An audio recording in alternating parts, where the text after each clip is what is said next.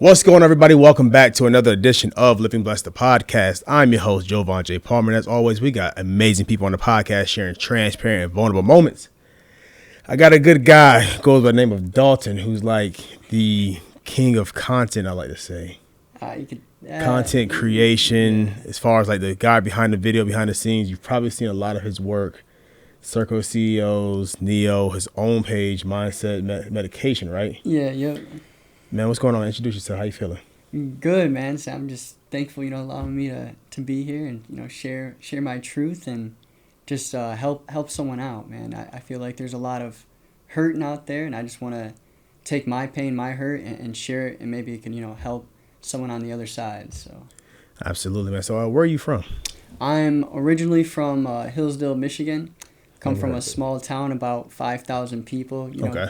We got Amish people, back home. I have an Amish, neighbor, 3 of them. There's a couple. But small town countries, very small. So if you do something stupid, everybody knows about it quick. So what was it like growing up there? It was good, There was no such thing as traffic. You come here to Atlanta, man, you're gonna be sitting in this traffic forever. That's one thing. I don't really. I want to pull my hair out sitting in traffic, but back home you could 7 miles or whatever, and you're gonna be there in 5 minutes. You quick. So it's really small town. It's really small. Yeah, ain't like you could run a stop sign. Nobody gonna. Nah. How many traffic lights y'all have? I don't know, probably like together, probably at least 10, maybe I would say. 10, 15 at the most. Wow. Yeah, very, very small town, yeah. So growing up, mom and dad, single mom, single dad situation, what was it like? So both mother and father, so I come from both mother and father that were addicts. Both struggled with addiction very, very hard. Before I was even born, they had a addiction problem. My mom used 8 out of the 9 months that she was pregnant with me. I was born addicted. That gives me an 85% chance of being an addict myself and a 15% chance of actually being successful in life. Dad, I could count on one hand how many times I've actually talked with him and met him, shook his hand. But yeah, it was rough growing up. Definitely, struggling, but my mom was a hard worker. She never, she always made sure we were straight. Yeah. But it was definitely tough, very tough growing up. And they said so I'm assuming there's some siblings. Yeah, I have one older sister, same mom, same dad. She's 6 years older than me. Okay. She's has, I think, some inside healing to do. I don't really talk to her much. I really talk to my real mom, my real dad, or I guess my sister that much. She's pretty much a lone wolf. In a way. From your family, I would say, from lone wolf from your family, because of course we're gonna get a little deeper into it, as deep as you allow. Yeah, absolutely. But so 85% chance of being addicted. Mm-hmm. What was your mom addicted to? Opiates. So she was more of. Started with Vicodin and hydrocodone, painkillers, and then I think time went on. As time went on, my seventh grade year, she was shooting heroin. So I witnessed that. Living in a motel with her 2 years, with her she had an alcoholic boyfriend. So I watched a lot of stuff go down. But yeah. Gotcha. So. You were born addicted, and what was it like, from what you can recall, what you were told?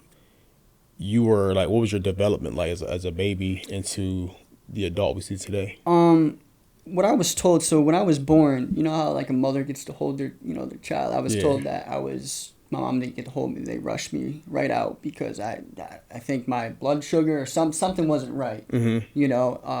So that was that. And then, what was the other part you said? So it's were there any addictions that you... Okay, so yeah, I definitely felt as I got older, what actually feels like to be, addicted to something or to crave something. You know, I'm a big, you know, my roommate over here, he's always cracking down. I'm a big Mountain Dew drinker. I drink a lot of soda, bro. Really? Yeah, a lot of pop. Like, I couldn't tell you the last time I drank a bottle of water. I'm not even joking, bro. Are you serious? Yeah. Hey, man, get that man the water right now. No, but that and, you know, high school, I think, you know, high school, you experience things. And Yeah. I found what I liked and what I didn't like. And so I definitely test the waters in high school and kind of went down, you know, an iffy path for a second until I was like, yo, what am I doing? You know? So did drugs ever become a thing for you? Yeah, it did. It did. So freshman year, I was prescribed Adderall. And, you know, I would take it at lunchtime. That's what I felt like, you know, middle of the day. That's where I, you know, needed it. I'd get a little hyper, a little crazy. I have ADHD. Yeah. Gotcha. Super bad, very hyper kid. I would never known that. No, yeah. Because I get older or whatever. But I started to find out, like, you know, freshman year, I start taking my medicine at lunch. People start to notice, like, you know, what are you taking? Like, it's my medicine. It just helps. I'm supposed to take it for school. That's what I'm told. And, you know, I get, you know, juniors and seniors like, yo, let me buy some of that. And I'm like, why? I never understood. You never understood. Yeah, I never understood because at the time, I thought it was just this medicine is supposed to help me focus in school. And I, like, about my sophomore year, I started to notice, I'm like, yo, the feeling when I was on it and the feeling when I was off it. And I started to like the feeling that I had when I was on it. So explain what you felt being on. Euphoria, very, very focused, very motivated, very excited. You know, like, you can do anything. You know, it's you feel like you can tackle the world. Yeah. But I started to notice the feeling I was getting, and it made me like, oh, that's so cool. I'm prescribed it, you know, so it's okay. I'll just take another one. So I started, like, taking more than I should, and then that kind of was a domino effect for sure. For sure. And then while I was taking more of it, I would run out before, you know, I was due again. Yeah. And so, you know, friends, you know, you're in the environment of people buying Adderall, so you're going to be introduced to other things, you know, marijuana, cocaine, you know, things of that nature. So I've definitely, you know, went from Adderall to weed, and then I was doing a little bit of both because I was taking the Adderall to focus in school, then smoking weed to go to sleep at night. And then pretty much, you know, like I said, I would run out, and then my friend, he want to do a bump? I'm like, what is a bump? What's a bump? You know, do a line. Line, okay. You know, you know, cocaine. And then so I started to, you know, test my waters with that. And there was a time period where I stopped smoking weed, and I would literally use my money that I would buy weed, I would go buy that. And it was for like a month where I was like really heavy into it, and then I kind of faded off and got back on track, as in I was just, you know, taking my Adderall, you know, smoking weed. But I had a scare that made me slow down everything, because one day I had took more Adderall than I should have. Yeah. You know, I was prescribed like 30 milligrams, and I took 3. You know, so at once. Yeah, and so that feeling that with your heart just racing, like you felt like your heart's gonna explode. So I end up snitching on myself to my adopted mom, saying, "Hey, look, I've been taking more than I should. I've been doing this. I've been doing that." Kind of gave her a heads up, and then, you know, eventually kind of got back on track. Okay, so you mentioned adopted mom. When exactly were you adopted? 7th grade. 7th grade? Yeah, 7th grade, because me and my biological mom lived in the motel for 2 years, and my mom thought it was best for me to go. And, you know, she was doing the right thing, because I didn't need to be there. I didn't need to see what I was seeing, so she thought it was better for me, to leave. And so likely it was more of like, we knew these people. They were always kind of in and out of my life, as in like they would help with, you know, Christmas, Easter, birthdays. You know, they were always there, you know, being a support and providing when my mom couldn't provide. So yeah, 7th grade was when I went with them, and never, I've never haven't really been with my mom since. Have you talked to her since? Yeah, I Okay. talked to her. Yeah, definitely try to, but I keep my Keep your distance. yeah. So is she still addicted to this Oh, day? yeah. Okay. Now, what feelings does that give you towards your mom? Because when certain situations happen in our lives, we sometimes build up resentment. We start to build a little hate. We build up, of course, the distance. For me, I, once upon a time built up some resentment towards my parents sometimes just because of things that happened in my life. And I'm like, yo, I need this distance. For you, what could it have been? It's more of, I think with my mom having addiction and just being, I feel like I'm more understanding. There was never, I felt, that's one thing I've always said is, I don't hate my mom. I would never change absolutely anything. I look at it as there was something in her life that happened to her that she didn't deal with that led to this, and she didn't have, a Neo, she didn't have, a J.O., Mr. 2 Weeks Out, David She didn't have any of those people to look up to follow and to see what they come from and to see what they can have. She didn't have that, so I always put that in perspective of. That's a great perspective. Yeah. Very great, man. So what do you feel like during the time you were adopted? Let's go there. What was it like being adopted? Because do you think that you had a hard time maybe establishing a new rapport with this new family, or was it a family that's already been in your life? What was that like? It was actually very comfortable. It was exciting. Okay. Going to, living in a motel for 2 years to going to live with them. And I would say they're pretty well off. They have nice things. Anything I asked for, I got, new clothes, it was exciting for me. It was a new school. It was a new, it was like a new fresh start. Yeah, absolutely. But also I seen both sides. Okay. As in I see the side and know the side of what it's like to go without, and then I see the side of, okay, I don't got to worry about anything. I don't got to worry about if the rent's going to get paid this month. I don't got to worry about if there's going to be food in the fridge. Yeah. Everything that I need was there. So it was a happy feeling for me, but in a way, same time kind of sad because I'm a mama's boy. I love my mom, So I felt like I was leaving my mom. And that's something that I still struggle with, today. And one of the things that really would bother me back then was when I would eat, food with my adopted parents, I would always think, to myself, is my mom, Is she gonna show up? No, I'm saying, does she have food? Oh, wow. Yeah.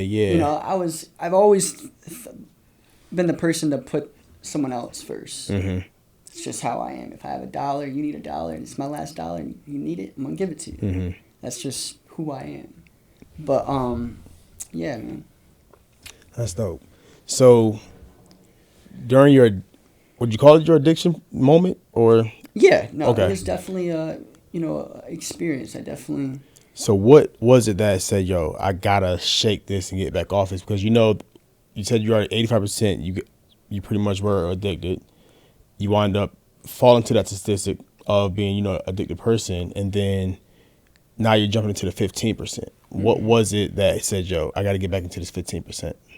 I think I just hit a wall, as in, my body was exhausted. You can only do it for so long until you crash. And, I had woke up one morning and I was like, what am I doing? You said when you were a kid, you wanted different, this is literally, you're following the path that your mom and dad went down. You see how that ended. Yeah. Do you want that? I'm like, nah. I had to have a real conversation with myself saying, that's not what I want. That's not the life I want. That's not what I want for my kids, for my future wife. And so I really took that and I literally told on myself about everything till I sat my adopted mom down and just told her everything. I couldn't keep it inside. That's one thing. Eventually the truth's gonna come out. I can't sit here and lie forever. I can lie for a second, but eventually I'm gonna tell on myself. So I just went to her and really told her about everything, and she worked with me. She was there. She was very supportive. She wasn't angry. She wasn't, she was just happy that I told. So with her telling her about, everything that you experienced during that time, what was your thoughts going through your head? Did you think, oh man, they're gonna kick me out, or it's over with, or you felt like, yo, if I just tell? I felt like if I just tell, because she's always been super understanding, and so I thought as if I tell, then maybe, she will, help me, motivate me, like if she notices that I'm a little off, she's going to say something. Even though I didn't want, I don't want her to say anything. Yeah. I needed that. That's why I told on myself. Got you. Now, did you have to do any type of program, or was more so just like, yo, we're just gonna work with you at home? Yeah, no, it was monitor just, you a little more. Yeah, it was just more of like, we're gonna work with you at home, and it wasn't like I was like fully in, like knee deep in it. Okay, it got wasn't you. like that. It was very. It was here and there, like yeah, a it was little very line easy. here. It was very got you. easy So, to I need to stop, or it's gonna end up being a lot worse. Yeah. So pretty much because your environment, and it pretty much kind of allow for you to kind of be into that space. So did you have to change the people that you hung around, or Absolutely. So what was that like? Because when you're with a group of people who are used to doing the same thing, they're used to you being that person within that circle. It's hard to kind of leave it alone. Or was it how was it for you and the friends that circle that you're hanging with? And yo, guys, this isn't me anymore. It was more of like you really just stop coming around. Like, you meet up after school to go smoke weed. Just really taking myself out of any type of situation, or like, Friday nights come. There's a football game, but there's a party after. You going, Lynn? No, I'm going home. Because I knew what it would, call for. I didn't want that. So I really kind of faded away as in my junior and senior year of just being by myself. So I got comfortable with being by myself. Now, how was that like? Good. I think that was the best thing that could ever happen to me, was just to sit with myself, to really ask myself questions, to really ask, okay, Dalton, what do you want? What do you want in your life? So sitting with yourself, that's a lot, man, to sit with yourself, because sitting with yourself, you wind up learning so much about yourself. And you also have to ask like the ugly questions and find out the ugly truth about yourself. What were some of the questions that you asked yourself in that moment? And what are some of the things that you actually were able to reveal about yourself and actually discover about yourself? Pretty much, man, I knew that seeing my mom and my dad, that's not what I wanted in my life. Like I knew that what trouble it gave, what just all the issues and stuff I have. I'm not putting the blame on them. Yeah, no, we get. I take responsibility, but it's in my DNA. You know what I mean? Mm-hmm. So I just knew that I didn't want that for my future, kids or my future wife. Like I didn't want that. And one thing I've always been big on is I've always couldn't wait to have a family of my own. I can't, I'm a young, but I've always couldn't wait to get married. I can't wait to have like my own family. Mm-hmm. It's always something that I've always couldn't wait for. Are you dating now? No, I'm more of just focused. I think God will put the right person in my life when it's time, when I'm ready, because I feel like there's some more stuff that I need to work on, as in relationship and with abandonment, and I'm still working on things. Got you. So yeah. Okay, so Dad has been MIA practically all your life. Mm-hmm. You said you shook his hand maybe once? I would say 4 to 5 times. I've actually met him and sat with him and talked with him. Mm-hmm. But we didn't have much in common. Got you. He was more of a car guy. I was never a car guy. I was a sports guy. I liked, playing baseball, football, basketball. Mm-hmm. So there was never a connection there. So when we talked, it was, hey, how are you? Good. I'm great. It was very short, short talk, small talk. So we never had a connection. So growing up, a boy typically learns fatherhood and manhood from their dad. where did you learn to become from a boy to a man? Where did you learn that from? I would definitely have to say, like, obviously my adopted dad. You know, my adopted dad's a very quiet guy. But he plays. He's a great father. He's a hard worker. You know, I guess learning from him looking at how he treats my adopted mom, and you know they never fight. You know, if he's angry, he's not gonna allow me show that he's angry. You know what I mean? Yeah. So I've really learned how to treat a woman. Mm. You know, respect, and you know what hard work looks like. That's the three qualities I would say that I've learned from him. Definitely, but the other people I would say just role models like you know Neo, you know E.T., you know J.O. You know a lot of the people that I'm in now. You know I yes I work from them, but I look up to them as a big brother, as a father figure. You know, but yeah. That's dope, man. So what's one thing that you feel you still struggle with outside of the abandonment to this day?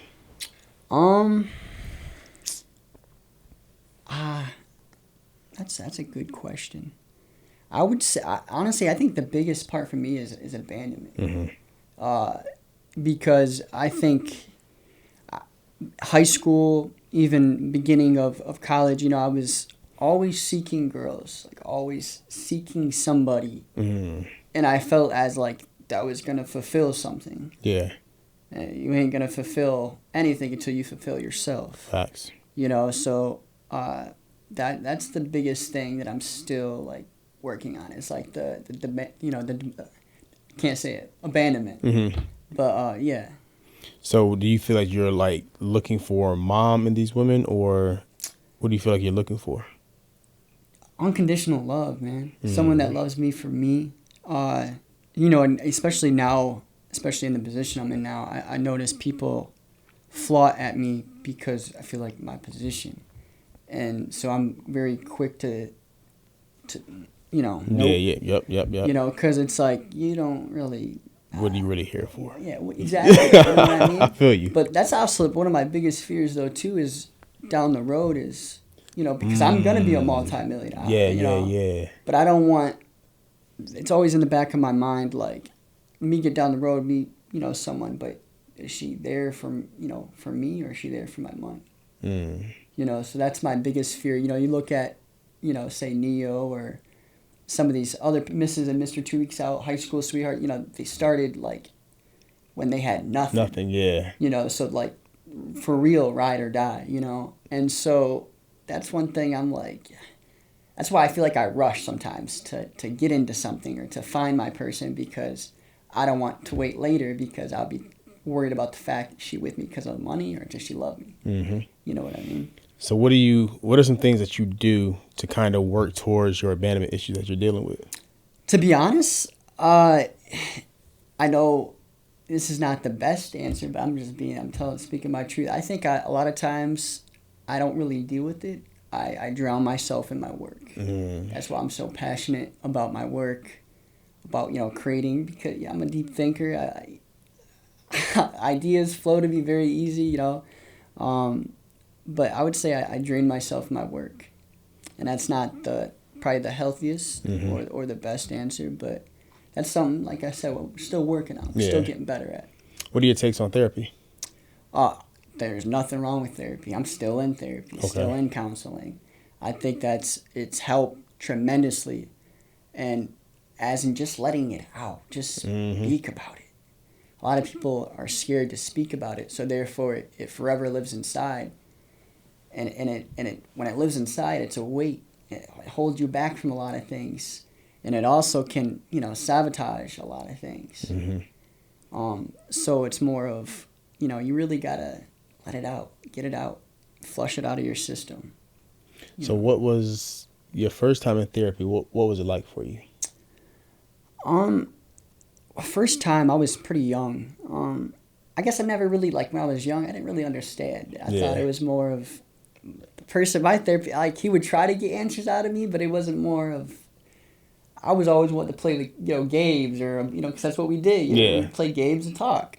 But was it last year?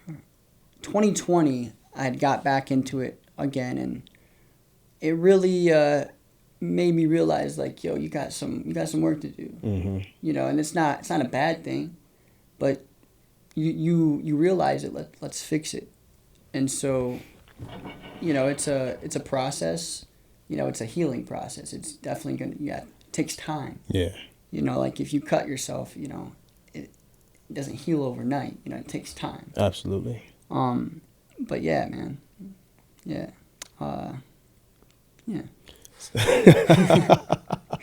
So as an adult, man, going through therapy, the counseling, and reflecting back on life, if you could change one thing, what would you change? For my mom and dad to always be together. Mm-hmm. That's one thing because it wasn't like growing up. My mom was a functioning addict for the longest time, so no one would ever. You would never know. You would never know. So it was more of, having my dad. Like I wanted a mom and dad. Like I see like a lot of my friends, their parents. You go over to their house or whatever, but their mom. That's their mom and dad. Mm-hmm. And a lot of times they would get angry, but I would always say like, at least you can go home to your real mom and dad and right. Like someone that's a part of you. I'm going to honestly to people to some stranger's house every night.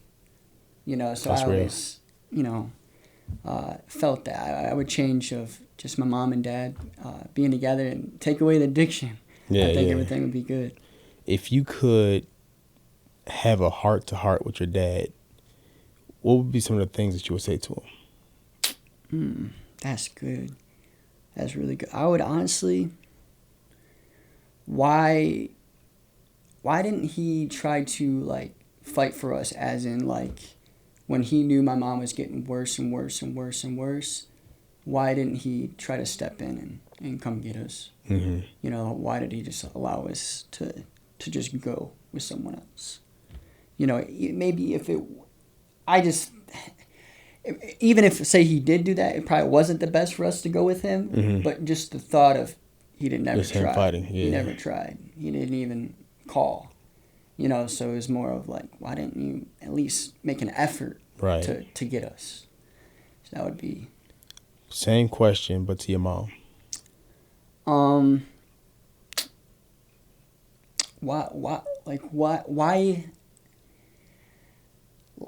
Why do you do what you do, as in why do you use? Mm-hmm. Like, what are you numbing? I've never really asked her, like, what are you numbing? Like, what are you trying to, like, run away from? Mm-hmm.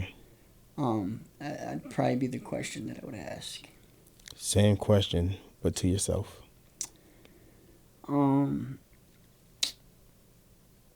That's a real good question. I don't know. I'm not sure, man. That's a tough one. Yeah, it's always easy to look at someone else and have a question, and then you look at yourself like, yeah, like ooh, that's very true. Yeah. So man, what are you doing today? Today, we just got pretty much leave here, we editing, go back home and get to work. Now, how did you get in the position that you're in now? I'm very curious to know. Oh man, this one's a little rough. This one's a little rough. This is this is where I'm probably gonna get emotional. So 2020, COVID hits, and this is where I really start to get on track. So January of 2020 was, December 16th, I turned 21, I'm thinking, seems a little scary to be 21. You can go and buy, whatever. Life is different now. Yeah. And surprisingly, I've only been to a bar twice. Really? Yeah. And really just got on track, even though I was, old. It seemed like I thought when I was turned 21, I was going to go out. Turn all the way I was up. going to turn up, you know what I mean? But it was the total opposite. I turned down. I went inside. I found myself, in January of 2020, I really got on track of, like, my goals, writing down my goals. What do I want? you know, and that's where I really found E.T. Started listening to him every single morning, and then it went from E.T. to Inky, and then it went from Inky to Mr. Anderson, Jeremy Anderson, and I got connected with Mr. Anderson, got in his speaking program, and he had a speaking conference here in Atlanta, and I get here, and the process of even getting there was tough, because I had my own place. I had a job, back in my small town, but I ended up getting fired from the factory I was working at. Wasn't making rate. You got to be, factories, you have to make a certain amount of parts. At this hour, I wasn't even close. Not even close. So it was tough, but I found myself making videos, but I was only making videos to keep a roof under my head. I really wanted to speak, share my story, help other people, what I've gone through, people with addiction, all of that. But I found myself more on the camera in my hands. And so I went down there to the speakers program, and I brought my camera, and I found myself more of holding the camera than I was taking notes on speaking, which I don't know why. I think it was more of like, let me get this for myself, where I can take it home and watch it again. Yeah. But I ran into a phenomenal person, Brian. He turned to be he was like a coach, a mentor. The hotel that I had booked, $56 hotel. Don't get no $56 hotel in Atlanta. I'm gonna tell you that. I would tell you that one right now. Yeah, that was sketchy, man. Sketchy. Because, I'm a small town guy, $57 hotel in Atlanta. Let's do it. Right by the e-complex. Yeah, not a smart move. No. So we get back day one. I get back to Brian drops me off at the hotel. I get back to the hotel, and I go in the room. And I'm like, yeah, there's a hole in the wall. You were literally in the hole in the wall. Yeah, there's a hole I cannot make this up. Hole in the wall with some jelly beans in it. Kid you not. Some jelly beans. There was like a little circle hole wall, and there was some jelly beans, some fuzz, some lint in there. I don't know. I seen that. I'm like, I'm gonna check the bed real quick. I lift up the sheets. I take off all the sheets. There's blood on the actual bed. I say, yeah, I ain't staying here. It's gonna be a long night, because yeah.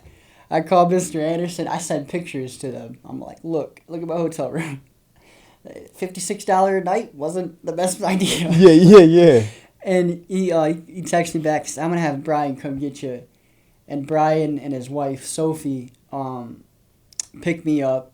They get me a hotel where they're staying at. Never stayed at a hotel that nice ever. It was a major upgrade. Yeah, wait. $56, about $300 a night. Yeah. And me and Brian, start to build a relationship. The next morning, me and him just go to the conference. Sophie stays back, and we had time to talk. And, during that time, I really connected with him. I felt like out of all the people in my life, someone finally understands me. Someone gets me. Someone actually, not only gets me, but believes in me. And it was day 3. So the last day, we wrap up things, everything, me and Brian. He was like, I have to stay back and talk to someone.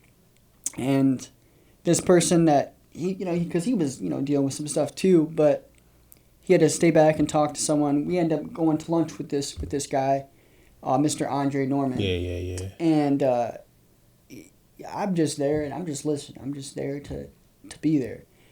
And I get offered a job from Mr. Andre Norman to come down here, And the whole plan was he helps me get the apartment. He's going to set me up, get me situated. And I say, yeah, of course. Let me get out of the small town. Let me go and really chase my dream. Yeah. And so I do that. About get back home about two weeks in. I'm creating videos for Bride. Everything's going good. Sunday night, I was finishing up a video for him, and I send it. He messed back, great, perfect. And the next day, I have that mindset motivation page where it's more of where I take other speakers and I kind of mix it together and put some visuals to it. And it was his video. I was excited or whatever. I text him in the morning and say, "Hey, yo, the video is uploaded." And I didn't hear from him. I'm like, "Oh, that's kind of odd. Maybe maybe he just got busy." And about I'd say 11 a.m. I get a call from someone that was that works with Jeremy and that helps Danny and Jeff. Mm-hmm. Danny calls me and she goes, "Hey, Dalton, did you hear the news?" I said, like, "What news?" Like, I'm kind of excited. Like, what's the news? Yeah. And she goes, Brian passed away last night. And I'm like, what? Like, I couldn't believe it. Like, I dropped the phone and it was like, what do you mean? I just talked to him last night. It's like the most odd thing I just talked to him. Yeah. Like, not even 24 hours ago. Like, what do you mean? Like, he died. Like, what do you mean? She goes, "Yeah, he passed away in a car accident last night." And instantly, like, I was kind of like, I felt angry. I felt, I've never been angry at God, especially all the things that's happened in my life. I've never felt angry towards God. And that was the first time where I felt truly angry at God. I'm like, why would you do that? Like I thought, that like... This is the person. Yeah, I thought, like, this is what I, needed. This is, like was like my breakthrough almost. And then breakthrough, then close the door. Like what is it? Like, why, how could you do that? Why would you do that to a person? Like, he has a daughter, a wife, why? That's why I just kept on asking, why? And, Mr. Norman, he contacts me, and I'm like, are we still on with this whole thing? Because a lot of it was, I was going to be with Mr. Norman, but Brian was going to be a big factor of helping me, just being there. And he said, yeah, we're still on. And so I end up, packing one suitcase. I sell my car. I give up my apartment. I give up like almost everything I have and come with one suitcase. And here I am. Wow. So the loss of Brian, I never really knew Brian. I met him a few times, but I, heard amazing things about him. So what was like, you're asking God why, because you finally find somebody that gets you, that they make sense of you. Somebody you can call, like they're like a father and a brother all in one. Like, it's like everything that you always wanted, you find in one person. And then you have it snatched away from you. How are you dealing with that today? Because Brian's passing was only, what, a year or so ago? Yes. If that? Yeah, about a year and some change now. So it's June? The crazy thing about Brian that we have in common? Our birthdays are the same. Oh, wow. That is crazy. Yeah. That is crazy. Wow. What was the question again? What are you feeling now? Like, you finally find somebody that gets you, and that person's stripped away from you. What are you how are you dealing with that in today's moment, like right now? Because it's hard not having like your mentor brother figure in your life, especially when you didn't have a father figure your entire life, and you finally get that. What are you feeling now? Like, now that he's gone, like, how do you live out his memory of him? Being the same person that he was for me to somebody else.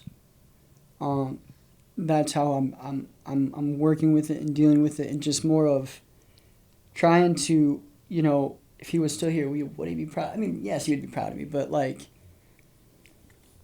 I guess just doing as much that I can, like maxing out. He always talked about maxing out, like, giving your all and plug in. Like, you got to plug in, give it your all, max out. And So with everything I do, I just try to max out. Mm-hmm. And, you know, my Instagram is Dalton Lynn _37. That's the age that he passed at. And that's, I have, you know, I wear the 37. Wow. That's the Y with the 37. I wear this and to just remind me, you know, like it's bigger than me. You know, it added to my Y. And so, yeah. That's dope, man. That's really dope. So now that life is making more sense for you, would you say that? Yeah, no, it's definitely evolving. It's definitely evolving. I'm blessed, man. Yeah. I'm thankful. Absolutely. This past month, you know, I get a new apartment. You know, Congratulations. something that's, you know, new, nice. You know, I'm living with my roommate, best friend. You know, just being there for, you know, each other, being able to, you know, help each other with content, with work, business. You know, I'm truly blessed. You know, like me and Sean talked about this before because he lived in Maryland. Mm-hmm. I lived in Michigan. We knew each other before we moved. And so, like, that was something that we even talked about, like a year ago, a year and a half ago. And now that it happened, it's like, yo, like anything can happen. And it's more of like, that was a goal and we hit it. So what else can we hit? So to see a goal come to fruition, does that give you even more drive? Like, yo, this happened, so this can happen again. Absolutely. And it's more of, excuse my French, but he's like always on my ass. Like, let's go. And it's like, yo, chill out, man. like give me a break. Yeah. You don't know what it's like working for some of these people that I work for. You got your camera, your editing, you go. I'm like, yo, I need to chill. Like, give me a moment. But nah, I would say it's good though, because it keeps me on my toes, man. Yeah. We hold each other accountable. So just actually having a real true friend that holds you accountable, that not sharing the same dream, but as in we have the same goals, as in goals like and mindset. Yeah. It's huge, because that's hard to find, man. Like, to find a group of people that have the same, you know, mindset, same mentality, especially my age. Nobody wants to talk about business or talk about stocks or I was thinking about none of that. 19, right? No, I'm 23. 23, I'm tripping. 23. No. Yeah, like, not at all. People are, you know, my old friends in high school, they're still like senior in college, like they still on like dumb stuff. Yeah. Childish stuff. I'm focused, man. Yeah, you're definitely light years ahead, because at 23, I was not thinking about stocks, crypto, getting my own apartment. I think 23, I was probably still in college. So, man, I take my hat off to you for sure, because you're on the right path to success. And through all the adversity that you've had to face, through the life changes, you know, of, you know, not losing mom, but in a sense of not having mom there, not having dad there, you know, having to be being adopted, meeting Brian, losing Brian, you know, life happened for you. It happened to you and happened for you. And for you to be so on track for success at 23, man, it means a lot. Not only to just yourself, but it means to a lot of the people that you surround yourself with. It means that, yo, who you surround yourself with has made a major impact on your life. Absolutely. So, man, stay the course, man. Going to do a quick commercial real quick. I want you to speak to your younger self and speak to your age group and leave them with a word of hope, positivity, and whatever else you want to leave them with, okay? Absolutely. So this episode is sponsored by the Embolden Institute. It's the only space that I know that sends out daily messages of hope and affirmation. Text me 404-476-6780. That's 404-476-6780. We send out text messages to you, to your line, every day, 7 days a week, 365 days a year, where you can get 10 a.m. EST messages of affirmation. So we text you affirmations every day that helps you affirm yourself. We send you messages of hope that sends you messages, messages of hope and love. So text me the word hope. Text me the word affirmation to 404-476-6780 and text me the word heal to that same number, 404-476-6780, and we'll get you on the line. Dalton, man, close this out, bro. Hope, man. So to that younger Dalton, just know that life, like you were saying, life's gonna hit. But what are you gonna do? How are you gonna respond when it hits? Like, the whole. I'm gonna say this. God doesn't put you through something that. God puts you through something for a reason, even though you can't understand that reason, or you like I was asking why. Maybe 10, 15 years down the line, I'll understand why. And so don't say to yourself, well, I don't understand it. I want to understand. You'll understand later on. But just know that everything that you go through, every trial, every adversity, it's meant to happen. God's not doing that, to you on purpose. He's doing it because that's the plan. That's his vision. But there's something out of the adversity, out of the hurt, out of the abandonment, out of, the trauma, the sexual abuse, all of that. There's something out of that you're supposed to live out so you can help somebody else. And so just always keep going, stay positive, and dream as big as you possibly can, because anything can happen. That's dope, man. There you have it. Another episode. We are out. Peace.